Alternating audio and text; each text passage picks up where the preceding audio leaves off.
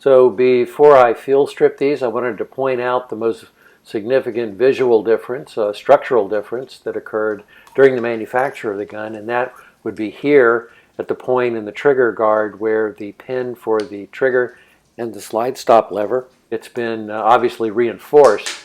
Comparing that to the 1942 gun, the trigger housing is flat across that point, so where that pin went through apparently was a point of weakness, which they rectified. So I field stripped these down, and I wanted to take a look at individual components, starting with the locking block, which between the two pistols look pretty much the same. Starting with the 1944 pistol, you can see the last three of the serial number. And on the side is a Eagle 359 Waffen. On the other side is an Eagle swastika, a stylized Eagle swastika, showing that it passed the high pressure proof load. The earlier pistol also has one, except it's a little bit different. It actually is a little more detailed, though you can't tell it from this picture. Looking now at the barrel of the 44 gun, you can see the swastika, Eagle swastika for the proof test, the Eagle 359 Walther Waffen, and then on the front of the barrel you have the serial number 3923E. And those are the only markings on the AC44 barrel.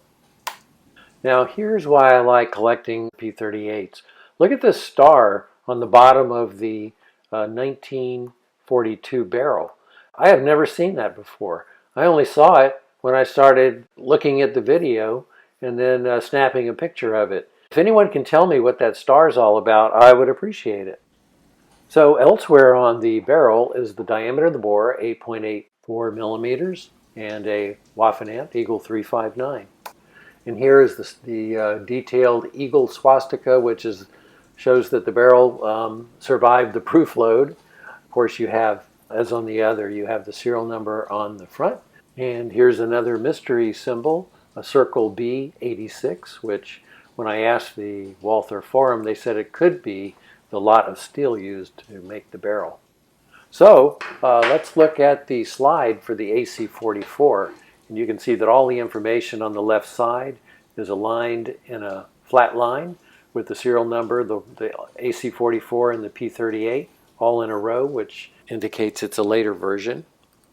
And taking a look at the other side of the slide, the Eagle 359 on the left indicates that the slide has passed inspection. The Eagle swastika in the middle means that it passed the proof load, the high pressure load. And on the right is acceptance stamp, I think for the whole pistol, which is the last two are put on there after the gun was finished. Taking a look at the older slide on the left, you can see the serial number by itself on the right hand side, and then here you have the P38 with the AC over the 42 on the left, the front side of the slide, so it's completely different. Here on the cover, the firing pin cover, there is a Waffen, which is the corrosion has kind of obliterated it, but underneath the empty chamber indicator and the firing pin each have a Waffen. And here on the safety decocker, there's a Waffen stamped under here. And on the other side of the slide, you have the same three proof marks and Waffen that you do on the AC44 slide. On the frame of the AC44, the only thing you have is a serial number and a Waffen. If you look anywhere else on the gun, at least I can't find anything, any other markings on it. And that's opposed to the 1942 frame, where I count 9 Waffen, and I found a new one today. Here's the new one on the sear. There are 3 here, one on the frame, one on the trigger, one on the slide stop. Here's one on the takedown lever. Here's another on the hammer strut, and one on the hammer itself. Here's one on the trigger bar on the far side of the gun. Here's one on the magazine release. Now, if you thought that P38 grips were collectible, you would be correct. There are, I'd say, volumes written on just the grips. Walther made their own grips early on, but a company called AEG made the majority of the Walther grips, and Posselt made most of the Spreework grips. Looking at the 2 Walther pistols I've been using in these 2 videos, The grips aren't exceptional examples or anything, but they do show the diversity a collector can expect with P38 grips, even in pistols from the same factory, fitted with grips from the same source, in this case AEG. Why the earlier are black and the later are reddish brown, I can't say. I imagine it has something to do with the change in the wartime resin suppliers. The different outward appearance is carried over to the markings inside the grips. The 42 grips are identical to late 41 production with an Eagle 359 Waffen amp showing where they were accepted by the factory. Earlier 41 grips were also numbered to the gun. Early in 42 the Waffen amp was discontinued.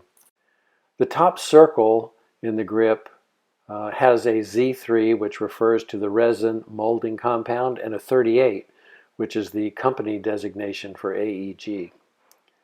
The bottom circles in the grips contain a number 1528 for the right grip and 1529 for the left. There is also a number, 1 through 9, which is said to indicate the place in the mold. These have numbers 2 and 3.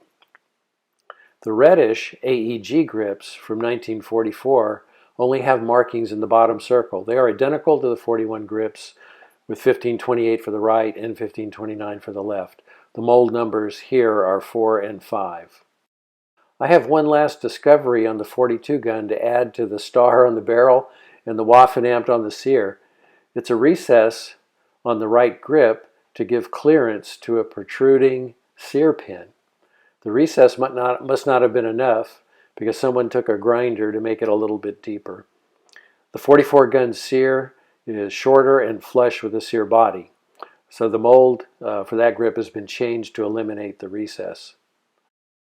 So it's minutia like this that makes P38 collecting so interesting, at least to me.